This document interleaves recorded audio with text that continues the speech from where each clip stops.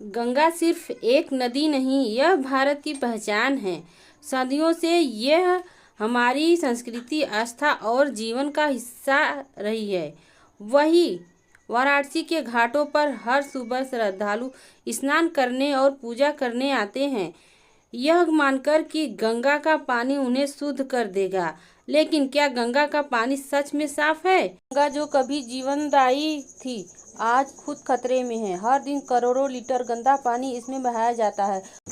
वाराणसी में हर दिन करीब 200 मिलियन लीटर गंदा पानी बिना ट्रीटमेंट के गंगा में गिराया जाता है। वैज्ञानिक रिपोर्टों के अनुसार गंगा के पानी में बैक्टीरिया का स्तर 100 गुना ज़्यादा है, जिससे यह नहाने और पीने के लिए असुरक्षित बन चुका है।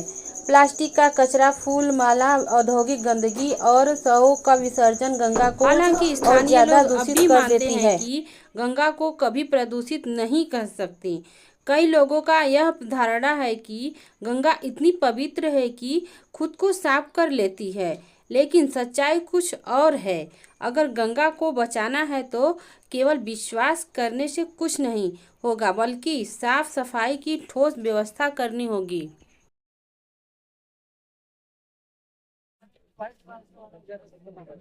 देखिए, गंगा माँ पवित्र है, ठीक है। गंगा का जल हमेशा शुद्ध होता है, चाहे वो कहीं की भी गंगा हो।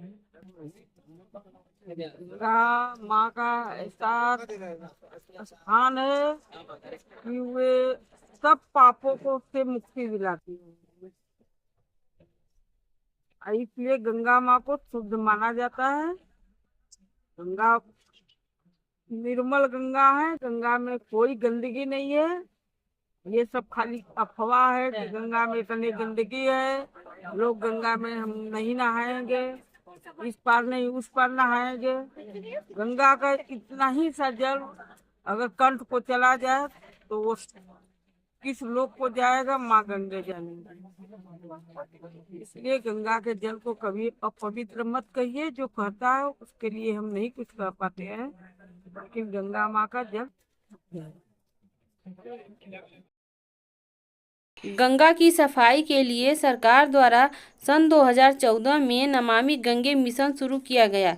इस योजना के तहत घाटों की सफाई बढ़ाने और गंदे पानी को ट्रीट करने के लिए कई सीवेज ट्रीटमेंट प्लांट बनाए गए हैं। सफा हो गई गंगा, पहले भी साफ थी लेकिन बीच बीच में कुछ जो है, हाँ, नाले थी वो अब ओवर हो गया। घाट बनने के बाद जब खुदाई होने लगा कुछ ओवर हो गए, इसलिए कुछ प्रदूषण हो गया था। लेकिन अब नाला जो है, हमारे मोदी सरकार जब से आए हैं सरकार, जितनी में नालाएं सब बंद हो गई।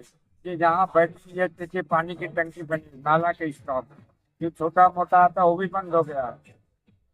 और यहाँ जो स्टॉक है ये देखते स्टॉक छोटा मोटा नाला तो सप्लाई शहर के बाहर चला, पूर्णिया और दीनापुर ये पानी जाता है शहर के बाहर, वहाँ सप्लाई होके फिल्टर करके ये जो है खेतों में दिया जाता है। हाँ, उसके लिए नमामि गंगे का प्रोजेक्ट बहुत बड़ा यहाँ पर है।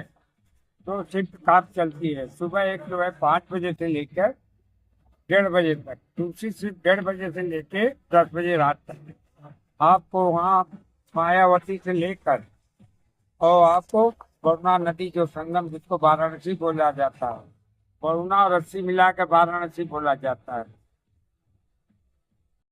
वाराणसी में 200 मिलियन लीटर की क्षमता वाले ट्रीटमेंट प्लांट पर काम कर रहे हैं, जिसमें पानी की गुणवत्ता कुछ सुधार हुआ है। गंगा में धुली हुई ऑक्सीजन की मात्रा बढ़ी है और घाटों की सफाई पहले से बेहतर हुई है। लेकिन समस्या यह है कि सभी घाटों की सफाई का स्तर एक जैसा नहीं है। कुछ स्थानों पर सुधरी है, कई जगहों पर अभी भी गंदगी का अंबार लगा रहता है। सरकार प्रयास कर रही है, लेकिन जब तक गंगा की पूरी तरह साफ नहीं किया जा सकता।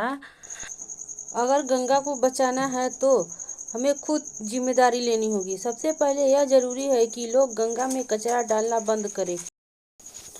फूल माला, प्लास्टिक थैलियाँ और अन्य कचरे को गंगा में प्रवाहित करने की बजाय कूड़ेदान में डालना चाहिए। और मूर्तियों के विसर्जन में भी पर्यावरण के अनुकूल तरीकों को इस्तेमाल करना होगा, जैसे कि पत्तों के दोने और प्राकृतिक रंगों से बनी मूर्तियाँ।